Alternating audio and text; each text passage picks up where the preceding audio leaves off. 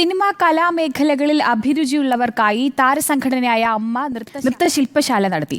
അമ്മയുടെ ആസ്ഥാന മന്ദിരത്തിൽ നടത്തിയ പരിപാടി പ്രസിഡന്റ് മോഹൻലാൽ ഉദ്ഘാടനം ചെയ്തു. രചന നാരായണൻകുട്ടിയാണ് 2 ദിവസത്തെ നൃത്തശില്പശാലയ്ക്ക് നേതൃത്വം നൽകുന്നത്. ആദ്യഘട്ട ശില്പശാലയിൽ 32 കുട്ടികൾ പങ്കെടുത്തു.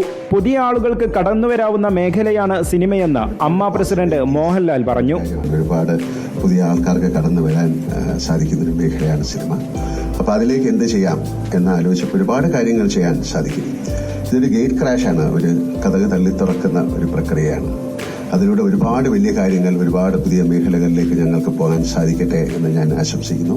പൊതുജനങ്ങൾക്ക് കൂടി ഉപകാരമാകുന്ന പരിപാടി നടത്തണമെന്ന ആശയത്തിൽ നിന്നാണ് നൃത്തശില്പശാല നടത്തുന്നതെന്ന് അമ്മ ജനറൽ സെക്രട്ടറി സിദ്ദീഖ്. പൊതുജനങ്ങൾക്ക് കൂടി അവർക്ക് കൂടി ഉപകാരപ്രദമാവുന്ന എന്തെങ്കിലും ഒരു കാര്യം ചെയ്യണമെന്നൊരു ആശയം ഞങ്ങളുടെ എക്സിക്യൂട്ടീവ് കമ്മിറ്റിയിൽ വന്നപ്പോഴാണ് ഇങ്ങനെ ഒരു വർക്ക്ഷോപ്സ് ആദ്യം ഒന്ന് തുടങ്ങി നോക്കാം. വളരെ സപ്പോർട്ടീവായിട്ടാണ് ആളുകൾ അതിനോട് പ്രതികരിച്ചത്. ഒരുപാട് കുട്ടികൾ ഇതിനുവേണ്ടി ശ്രമിച്ചു.